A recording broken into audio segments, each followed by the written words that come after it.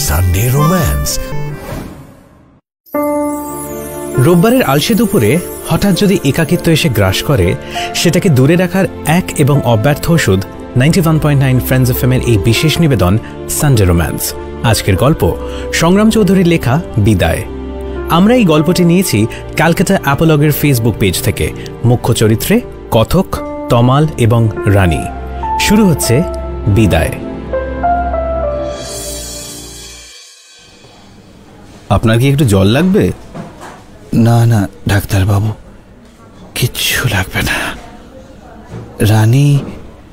হ্যাঁ বলছি, আপনি প্লিজ একটু বসুন, বড্ড হাঁপাচ্ছেন। আসলে সিওপিডি আছে তো, সিঁড়ি ভাঙলে একটু হাঁপুনি ধরে। লিফট ব্যবহার করতে পারতেন তো। হ্যাঁ মানে না, আসলে মনে ছিল না। মনের যা অবস্থা। বুঝতে পারছি। বার্ধক্যের সাথে সাথে মন আর মস্তিষ্কের মধ্যে যে সমন্বয়, তা তমালবাবু আর অনুভব করেন না। স্বাস্থ্যের আয়ত্তের মেয়াদ গোনা ছেড়েছেন সেদিন থেকে, যেদিন তিনি বুঝলেন একটা দীর্ঘমেয়াদী সম্পর্কের অনেক দিনের অভ্যেসের অবসান ঘটতে চলেছে। রানী? দেখুন মিস্টার চ্যাটার্জি, আমি কোনো ভনিতা করব না। I am coming straight to the point. Your wife has only a few days to live. Doctor সান্যালের কথাগুলো তীরের মতো এসে বিঁধল বুকে। তমালবাবু কোথাও যেন একটা আশা রেখেছিলেন, জীবনে যদির প্রভাব মানুষের চিরকালের আশ্রয়।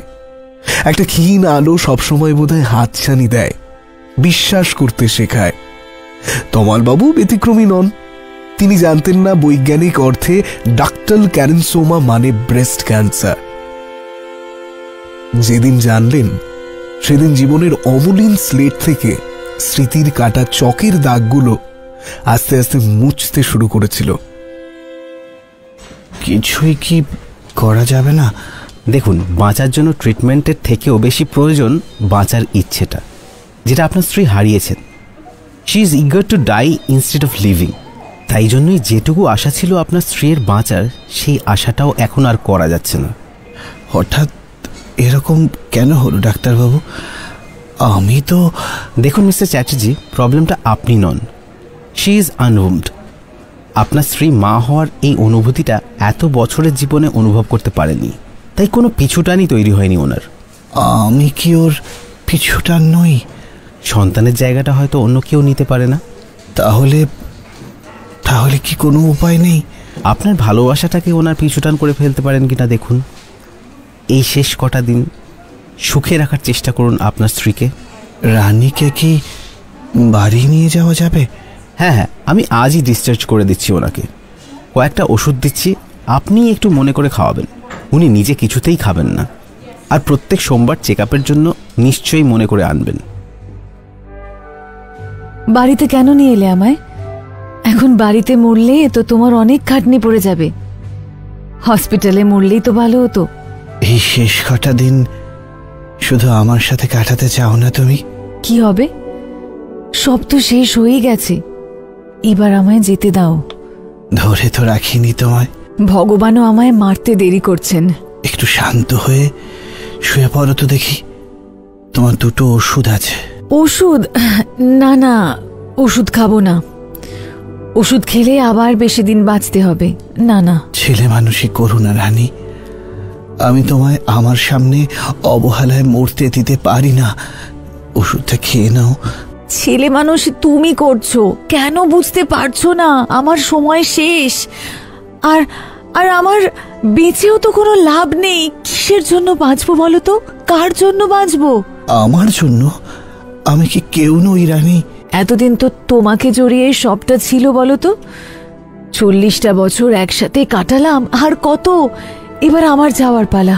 এই 40টা বছর আমরা কত আনন্দে কাটিয়েছি রানী। একে অপরের সুখ দুঃখ ভাগ করে নিয়েছি, কত নাটক দেখেছি একসাথে, কতগুলো তীর্থ করেছি একসাথে। আমি তোমায় সুখে রাখতে পারিনি গো, কোনোদিনই পারিনি। তোমার সংসারটাকে পরিপূর্ণ করতেই পারলাম না কোনোদিনও। তোমায় কোনো সন্তান দিতে পারিনি। সন্তানই কি সব রানী? এই ভালোবাসাটা, এই একসাথে বাঁচা, এর কোনো দাম নেই।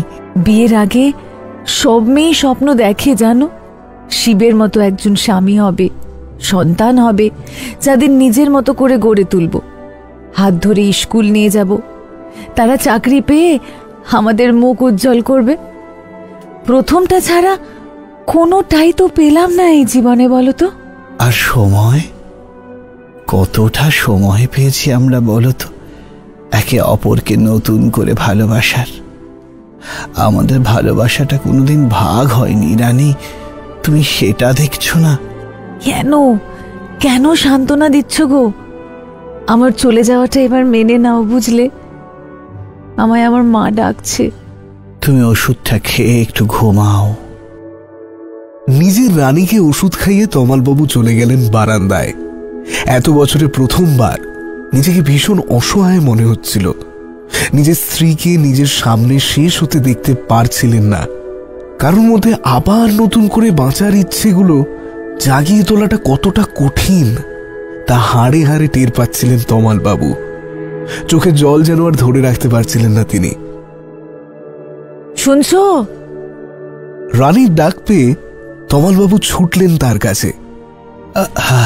হ্যাঁ রানী। তুমি আবার লুকিয়ে লুকিয়ে কাঁদছো? না মানে, তুমি জানো না তোমার সিওপিডি আছে? এত প্রেশার নিলে তোমার শরীরটাও যে খারাপ করবে। তুমি একটাও কথা শোনো না আমার।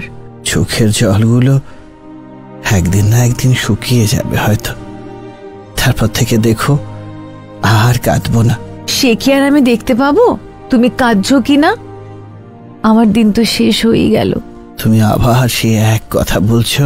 বলছি, বলবো, বারবার বলবো, যাতে তোমার মেনে নিতে কষ্ট না হয়, যাতে এটা ভেবে আর চোখে জল না আসে। যে মানুষটাকে এত বছর ভালোবেসেছি, প্রত্যেক মুহূর্তে আগলে রেখেছি, সে এভাবে চলে গেলে কষ্ট হবে না? একদিন তো যেতেই হবে। তাছাড়া আমি বেঁচে থেকে তোমায় আরো কষ্ট দিচ্ছি। এই রোজ হসপিটাল, বাড়ি দৌড়োদৌড়ি করা, বাড়ির সব কাজ করা, আমায় ওষুধ খাওয়ানো, এতে যে তোমার শরীরটা আরো খারাপ হবে। তোমায় বাঁচিয়ে রাখার জন্য যদি আমার শরীর খারাপও হয়, তাতেও আমার শান্তি। এসো আমার পাশে এসে একটু শোও তো। তমালবাবু তার রানীর পাশে শুয়ে পড়লেন। কিছুক্ষণ এক দৃষ্টে তাকিয়ে রইলেন নিজের স্ত্রীর মুখের দিকে। 40টা বছর ধরে ভালোবেসেছেন তিনি এই স্নিগ্ধ মুখটিকে। মুখের আদল আগের থেকে পাল্টেছে, চামড়া ঝুলে পড়েছে, চোখের নিচে কালি পড়েছে, কিন্তু ভালোবাসাটা সেই একই রয়ে গেছে।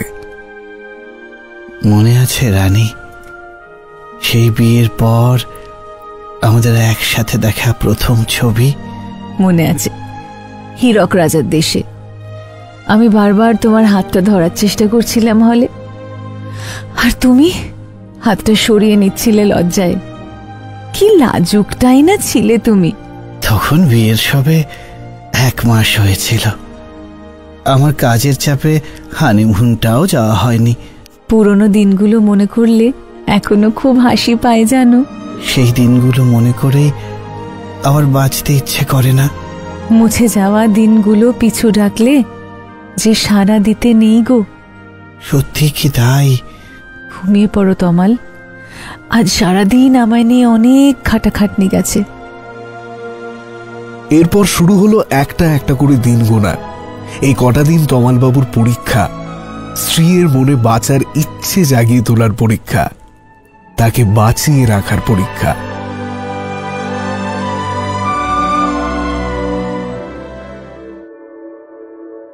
প্রথম দিন সকাল থেকে আকাশের মুখ ভার, ঠিক যেমনটা ছিল 40 বছর আগে। তমাল চ্যাটার্জি আর গীতা রানী মুখার্জির বিয়ের দিন। রানী তখনও ঘুমোচ্ছেন। তমালবাবু হাতে 1 কাপ চিনি দুধ ছাড়া চা নিয়ে জানলার সামনে দাঁড়িয়ে, চোখের সামনে বৃষ্টি ভেজা শহর। কলিং বেলটা বেজে উঠল। ও পল্টু, আমি তো ভাবলাম তুই এই বৃষ্টিতে হয়তো আসতেই পারবি না। না না বাবু, কোন দুধটা নেবেন? ওই ডাবল টোনটা দে। এই নিন। টাকা দেওয়ার জন্য তমালবাবু নিজের ওয়ালেটটা খুললেন। ওয়ালেটটা থেকে পড়ল একটা সাদা কালো স্ট্যাম্প সাইজ ছবি। ছবিটায় একজন অপরূপ সুন্দরী মেয়ে, বয়স ওই 20-21 হবে। চোখে মুখে এক অদ্ভুত মিষ্টত্ব, ঠোঁটের কোণে একটা মৃদু হাসি, কাজল পরা চোখ দুটো যেন সম্মোহিত করে তুলছিল তমালবাবুকে। বাবু, হ্যাঁ, মানে টাকাটা? ও এই নে, আজ আসি। হ্যাঁ, আজ আসি। পল্টু চলে যাওয়ার পর দরজাটা ভেজিয়ে তমালবাবু সোফায় এসে বসলেন। হাতে তখনও সেই ছবিটা। তমালবাবু তখন এলাহাবাদে চাকরি করেন। একদিন বাড়ি থেকে একটা চিঠি আসে, সাথে এই ছবিটা। চিঠিটা লিখেছিলেন তমালবাবুর বাবা। লেখা ছিল, এই মেয়ের সাথেই তার সম্বন্ধ হয়েছে, 2 মাস বাদে বিয়ে। গীতারানী দেবীর সাথে তমালবাবুর এভাবেই প্রথম আলাপ, ছবিতে। তমালবাবুর মাথায় একটা অদ্ভুত আলোড়ন খেলে গেল। দ্বিতীয় দিন গীতারানী দেবীর ঘুম ভাঙতে প্রায় 10টা বেজে গেছিল। নিজের ঘর থেকে বেরিয়ে বসার ঘরে আসার পরই তিনি দেখতে পেলেন সেন্টার টেবিলে একটি আদ্যিকালের পোস্টকার্ড। ঘুম চোখেই কৌতূহল বশত পোস্টকার্ডটি তিনি হাতে নিলেন। প্রিয় গীতারানী, প্রথমবার তোমায় চিঠি লিখছি। আসলে কাজের চাপে তোমায় দেখতে আসা হয়নি। বাবা তোমার ছবি পাঠিয়েছেন আমায়। আশা করছি তুমিও আমার ছবি পেয়েছ। আমি জানি এই সমাজে কোনো পরিবার বিয়েতে নিজের মেয়ের মতামত নেয় না, কিন্তু আমি তোমার মতামত নিতে চাই। তুমি কি আমার সাথে 7 পাকে বাধা পড়তে চাও? আমার সুখ দুঃখের সঙ্গী হবে? তোমার উত্তরটা চিঠিতে জানিও। ইতি, তমাল। চিঠিটা পড়ে একটু হকচকিয়ে গেলেন গীতারানী দেবী। ঠিক এরকমই একটি চিঠি 40 বছর আগে তমালবাবু তাকে লিখেছিলেন, বিয়ে হওয়ার আগে। কি গো, করবে আমায় বিয়ে? পিছন থেকে তমালবাবু জিজ্ঞেস করলেন গীতারানী দেবীকে। তোমার কি মাথা খারাপ হয়ে গেল নাকি একেবারে? বিয়ে করবে মানে? চলো না আর একবার বিয়ে করি, সে একদম আগের মতো। তুমি পান পাতার আড়াল দিয়ে দেখবে সেই ভয়, সেই উত্তেজনা, সেই দ্বিধা। তুমি কি বলছো? আমি কিচ্ছু বুঝতে পারছি না। কেন? তুমিই তো কাল বললে যে পুরনো দিন মনে করলে তোমার মুখে এখনো হাসি ফুটে ওঠে। আমি সেই হাসিটাই ফোটানোর চেষ্টা করছি। তমাল, চলো না রানী, আমাদের ফেলে আসা দিনগুলো আবার নতুন করে বাঁচি। আরেকটি বার সুযোগ দিয়ে দেখি না আমাদের। গীতারানী দেবীর মুখে কথা নেই। তিনি অবাক। তিনি কি বলবেন ভেবে পেলেন না। 40 বছর আগে লেখা চিঠিটায় আমার হাতের লেখাটা অনেক পরিষ্কার ছিল। এখন বয়স বেড়েছে, হাত কাঁপে, তাই হাতের লেখা বদলে গেছে, কিন্তু অনুভূতিটা একই আছে রানী।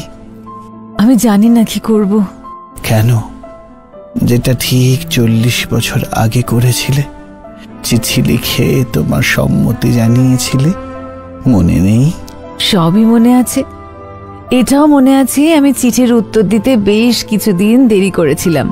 যাকে এতগুলো বছর ভালোবেসেছি তাকে বিয়ে করতে চাই, তার জন্য আমি অপেক্ষা করতে রাজি। তমালবাবুর মুখে চওড়া হাসি। গীতারানী দেবী তখনও অবাক দৃষ্টে চেয়ে আছেন স্বামীর দিকে। এভাবেই হয়তো নিজের অতীতটাকে ফেরত পেতে হয়, আরেকটা সুযোগ দিতে হয়। এভাবেই হয়তো মুছে যাওয়া দিনগুলো পিছু ডাকলে সাড়া দিতে হয়। চতুর্থ দিন কলকাতা শহরটা বৃষ্টির সোদা গন্ধে ভরে উঠেছে। আকাশে খানিকটা ছন্ন ছাড়া মেঘ আর স্যাঁতস্যাঁতে হাওয়া বোধহয় ভালোবাসায় ভরতে চাইছে শহরটাকে। বিকেল তখন 5টা। গীতারানী দেবী হাতে 1 কাপ চা নিয়ে জানলার দিকে স্থিরভাবে চেয়ে রয়েছেন। কি ভাবছেন তা বলা খুব মুশকিল। ফোনটা বেজে উঠল। স্ক্রিনে এক অজানা নাম্বার। হ্যালো, হ্যালো, কে বলছেন? Hello hello. গীতারানী বলছেন? হ্যাঁ বলছি। আমি তমাল। আমার সাথে আসলে আপনার বিয়ে ঠিক হয়েছে। ও আচ্ছা। আর কিছু বলবেন না? হবু স্বামীর সাথে বিয়ের আগে এত কথা বলতে আছে নাকি? আপনার গলাটা কি মিষ্টি, আমার ভেবেও আনন্দ হচ্ছে যে আমি এত মিষ্টি একটি প্রাণের সাথে 7 পাকে বাধা পড়ব। সব কথা কি ফোনেই বলবেন? আমি কলকাতা আসছি পরশু। বিয়ের আগে দুজনকে একটু চিনে নি। কোথায় দেখা করবেন? ভালো মোগলাই পরোটা কোথায় পাওয়া যায়? অনেক দিন খাইনি। ধর্মতলায় আছে, অনাদি কেবিন। ফোনটা রেখে দিলেন গীতারানী দেবী। পাশের ঘর থেকে এক গাল হাসি নিয়ে বেরোলেন তমাল বাবু। যাই বলো রানী, টেলিফোনে কথা বলা সেই মজা কিন্তু এই বোতামবিহীন মোবাইলগুলোতে নেই। কি যে বলো, আগে সেই কত ঝামেলা। চাকা ঘুরিয়ে ঘুরিয়ে নাম্বার ডায়াল করো, নাম্বার মনে রাখো, একটু বেশিক্ষণ কথা বললেই ফোন কেটে যেত। এখন তো এসবে অনেক সুবিধা হয়েছে বলো। সেই প্রথমবার তোমায় এইভাবে ফোন করতে গিয়ে যা হাত কেঁপেছিল আমার। আজ কাঁপেনি? কেঁপেছে, তবে আজ নার্ভাসনেসের জন্য নয়, বয়সের জন্য। কেন এসব করছো তমাল? লোকে আমাদের পাগল ভাববে। পাশের ঘর থেকে ফোন করে এমন ভাবে আমরা কথা বলছি যেন কেউ কাউকে চিনি না। সেভাবে কি মজা পাচ্ছ বলো তো এসব করে? প্লিজ রানী, শুধু একটি বার, শেষবারের মতো আমাদের হারিয়ে যাওয়া দিনগুলো ফিরে পেতে চাই। আবার জন্মাবো কিনা জানি না, কিন্তু এই জন্মটায় যেন কোনো ভালোবাসা বাকি না থেকে যায়। নিজের স্বামীর দিকে কিছুক্ষণ তাকিয়ে রইলেন গীতারানী দেবী। তার স্বামী বোধহয় সত্যি পাগল হতে বসেছেন। তার কাণ্ড কারখানা দেখে শেষমেশ একটা মুচকি হাসি না হেসে আর পারলেন না তিনি।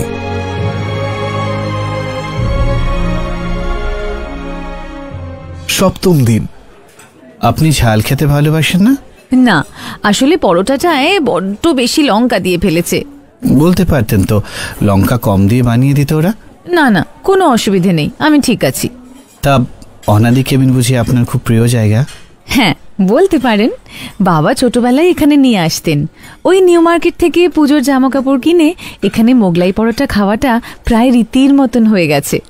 আমি ওই প্রথমবার খেলাম, না খেলে যে কি জিনিস মিস করতাম। এলাহাবাদে এসব জিনিস পাবেন না। সে আর বলতে। আচ্ছা, একটা প্রশ্ন করতে পারি আপনাকে? হ্যাঁ নিশ্চয়ই। বিয়ে কেন করছেন? বুঝলাম না প্রশ্নটা। না, আপনি তো গ্র্যাজুয়েট, তাছাড়া এখন অনেক মেয়েই চাকরি করছে, আপনিও তো করতে পারতেন। সে আর 5টা মেয়ের মতোই সংসারে আবদ্ধ হতে চাইছেন কেন? বলতে পারেন আমার একঘেয়েমি ভালো লাগে। তাছাড়া সংসারটাও তো একটা চাকরি, সেখানেই বা কাজ কম কি? আপনার দেখাশোনা করা, তারপর সন্তান হলে তাকে বড় করা। বলতে বলতে গীতারানী দেবীর চোখ দিয়ে কয়েক ফোঁটা জল গড়িয়ে পড়ল। কথা বলতে বলতে তিনি দুবার ফুঁপিয়ে উঠলেন। তমাল, আজ যদি আমাদের একটা সন্তান থাকতো, গল্পটা কত অন্যরকম, কত সুন্দর হতে পারতো, তাই না?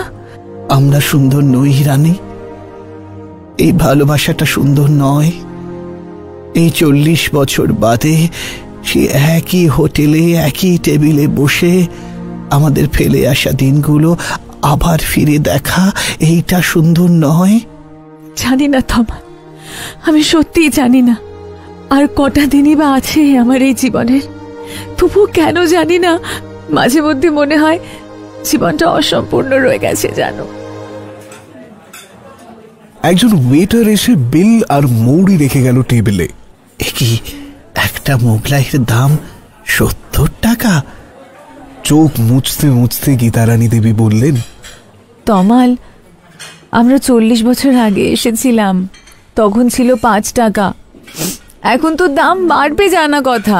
হ্যাঁ তাও তো বটে। চলো বাড়ি যাওয়া যাক, তোমার ওষুধের সময় হয়ে এসেছে। একবার নিউ মার্কেটটা ঘুরে দেখলে হয় না? বহু বছর আসি না গো। 20তম দিন। আপনার বাড়িতে ঝামেলা হবে না তো? এত রাতে আপনাকে এখানে রেখে আনলাম। না না, ঝামেলা কেন হবে? যার সাথে বিয়ে হবে তার সাথেই তো দেখা করতে এসেছি, কিন্তু হঠাৎ এত রাতে? আসলে রাতের এই ঝিলপাটটার নিঝুম নিস্তব্ধ পরিবেশটা আমার ভীষণ প্রিয়, ভীষণ কাছের। তাই বিয়ের আগে আমার এই কাছের জায়গাটি আপনাকে দেখানোর খুব ইচ্ছে ছিল। নিস্তব্ধতা আমারও খুব প্রিয়। আর রাত্রি? অনেক আলোর মাঝে অন্ধকারটাও যে প্রিয় হয়েই যায়। আর আমি? আর একটু সময় দিন, আপনিও আমার প্রিয়। অভ্যেস, ভালোবাসা সবটাই হয়ে উঠবেন। আপনাকে রানী বলে ডাকতে পারি? নির্দ্বিধায়। আর তো কটা দিন বাদেই বিয়ে। এই আপনিটা তুমি করা যায় না? তাহলে বন্ধুত্বের একটা বড় সড়ো গণ্ডি পার হয়ে যায়, একটা বড় সড়ো পর্দা সামনে থেকে সরে যায়। আপনি বলে সম্বোধন করাটা তার মানে পর্দা? ঠিক তাহা নয়, একটা দ্বিধার পর্দা, একটা ভয়ের পর্দা। তাহলে তুমি বলাটাই অভ্যেস করা যাক। দুজনেই একে অপরের দিকে তাকিয়ে হেসে ফেললেন। সত্যি বুড়ো বয়সের ভীমরতি বটে। কি অদ্ভুত ভাবেই 40 বছর আগে করা পুরো কথোপকথনটাই আমাদের দুজনেরই মনে আছে, তাই না রানী? আসলে আমাদের দুজনের কাছেই এই পুরনো কথোপকথনগুলো খুবই আপন, নিজের। তাই এত বছর পরেও সব অক্ষরে অক্ষরে মনে আছে। আমাদের দুজনের জীবনের সংলাপ। গীতারানী দেবী তমালবাবুর হাতটা চেপে ধরলেন। ঝিল পাড়ের এই পুরনো নিস্তব্ধতা দুই বৃদ্ধ প্রেমিক প্রেমিকা উপভোগ করতে লাগলেন। আকাশে আবার কালো ঘন মেঘের খেলা শুরু হয়েছে, বিদ্যুৎ চমকাচ্ছে। তমালবাবু সবে একটা রবীন্দ্রসঙ্গীত ধরতে যাবেন, অমনি আকাশ ভেঙে নেমে এলো বৃষ্টি। 40 বছর আগেও বোধহয় এই দিনটায় বৃষ্টি নেমেছিল। হয়তো এভাবেই চুপটি করে বারবার ভালোবাসা নেমে আসে আকাশ বেয়ে। 45তম দিন। আইসক্রিম খেতে ভালোবাসো তো রানী? খুব। কলেজ ফেরত রোজই খেতাম বন্ধুদের সাথে। আজ না হয় হবু বরের সাথেই খাও। ময়দানে একটি আইসক্রিমের ঠেলা থেকে তমালবাবু দুটো চকলেট কাঠি আইসক্রিম কিনলেন। পরশু তো বিয়ে, ভয় হচ্ছে না রানী? না, বরং উত্তেজনা হচ্ছে। তোমার মতো একজন মানুষের সাথে ঘর বাঁধতে যাচ্ছি, বেশ আনন্দই হচ্ছে। আমাদের জীবনের একটা বড় ইনিংস আমরা লড়া শুরু করব পরশু থেকে। বারবার প্রেমে পড়ব, দুজনের ভালোবাসায় বেঁচে থাকার রসদ খুঁজব। তমাল, দুজনের অভ্যেস হয়ে উঠব। আমাদের ভালোটাকে ভালোবাসবো, খারাপটাকে ভালোবাসবো। তমাল। ভয়ঙ্কর শ্বাসকষ্ট হতে শুরু করলো গীতারানী দেবীর। দম বন্ধ হয়ে আসছে তার। রানী। তমাল, তমাল, খুব খুব কষ্ট হচ্ছে তমাল, খুব কষ্ট হচ্ছে আমার। অজ্ঞান হয়ে তমালবাবুর কাঁধে মাথা রেখে লুটিয়ে পড়লেন গীতারানী দেবী। হাত থেকে আইসক্রিমটা পড়ে গেল ময়দানের ঘাসে। 47তম দিন। I am sorry mister Chatterjee, I think সময়টা বোধহয় শেষ হয়ে এসছে। মানে? একটু শক্ত হন মিস্টার চ্যাটার্জি, আপনি প্লিজ ভেঙে পড়বেন না। আপনারও বয়স হয়েছে, আপনিও অসুস্থ হয়ে পড়বেন। কিছুই করা যাবে না? দেখুন, ওনার এই অবস্থায় আর হসপিটালে নিয়ে যাওয়া কোনোভাবেই ঠিক হবে না। উনিও হয়তো চাইবেন ওনার নিজের বাড়িতেই শেষ নিঃশ্বাস ত্যাগ করতে। আপনি যান ওনার কাছে, শেষ মুহূর্তে উনি আপনাকেই কাছে চাইবেন। স্থিরভাবে সিলিং এর দিকে চেয়ে রয়েছেন গীতারানী দেবী, চোখের কোনায় জল। রানী। আমি পারলাম না তমাল, তুমি এত চেষ্টা করলে, কিন্তু আমি পারলাম না। শান্ত হও রানী, তুমি আমার খুশির জন্য এতগুলো দিন যা করলে। আমি বাঁচতে চাই তমাল, আরো অনেক দিন বাঁচতে চাই। তোমার সুখে দুঃখে বেঁচে থাকতে চাই। এই ভালোবাসায় বেঁচে থাকতে চাই আমি। তুমি কোথাও যাচ্ছ না রানী, তুমি আমার কাছেই থাকবে, আমার সঙ্গে থাকবে। এতগুলো বছর আমরা যেভাবে সুখ দুঃখ ভাগ করে নিয়েছি, সেভাবেই আরো অনেকগুলো বছর বাঁচব। এই কদিন ফেলে আসা দিনগুলোয় বাঁচতে গিয়ে কখন যে আবার বাঁচার ইচ্ছে জেগে গেল আমি জানি না, কিন্তু আমি এখন তোমায় ছেড়ে যেতে চাই না। তুমি পারবে না আমায় ছাড়া। কেঁদো না রানী। নিজের রানীর মাথায় হাত বোলাতে লাগলেন তমালবাবু। তার রানীর সবচেয়ে প্রিয় রবীন্দ্রসঙ্গীতটা গুনগুন করে ধরে যাওয়া গলায় গাওয়ার চেষ্টা করলেন একবার। আমি যত বলি তবে এবার যে যেতে হবে, দুয়ারে তারায় বলে না না না, ও যে মানে না মানা। চলো রানী, বিয়েটা সেরে ফেলি, আমার যে আর দর্শ হয়েছে না। হ্যাঁ চলো, তোমার পরানো সিঁদুরেই আমি আবার নতুন করে বাঁচতে চাই। চলো আমরা একটা নতুন পথ চলা শুরু করি।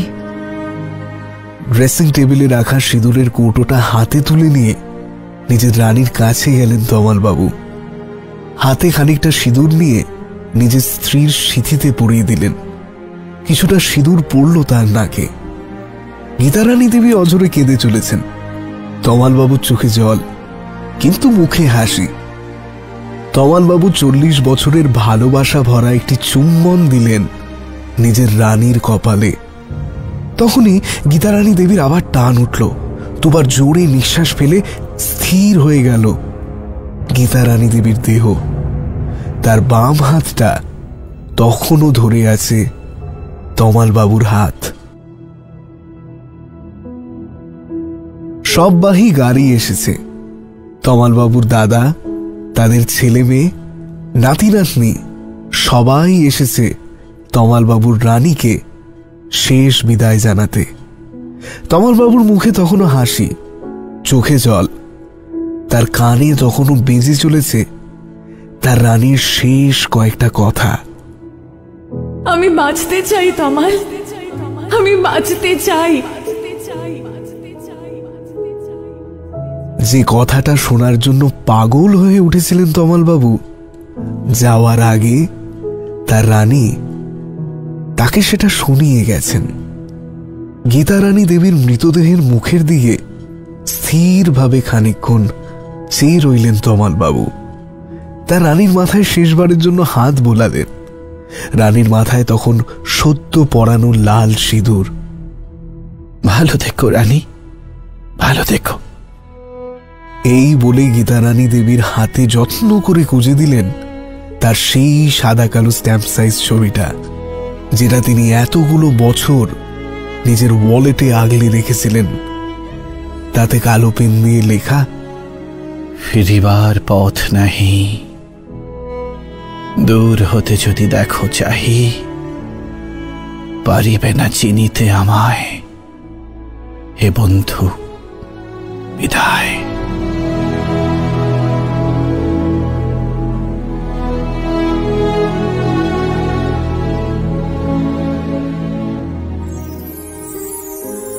শুনছিলেন সংগ্রাম চৌধুরীর লেখা গল্প বিদায়।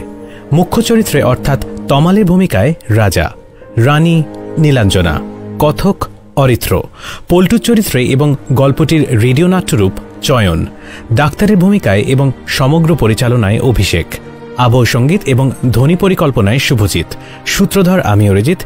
শেষ হলো এই রোববারের সানডে রোম্যান্সে আমাদের বিশেষ নিবেদন বিদায়। ক্যালকাটা অ্যাপলগকে অসংখ্য ধন্যবাদ আমাদের সঙ্গে থাকার জন্য। আগামী রবিবার ঠিক দুপুর 2টায় এরকমই একটা রোম্যান্টিক গল্প নিয়ে হাজির হবে সানডে রোম্যান্স, শুধুমাত্র 91.9 ফ্রেন্ডস এফএম এ।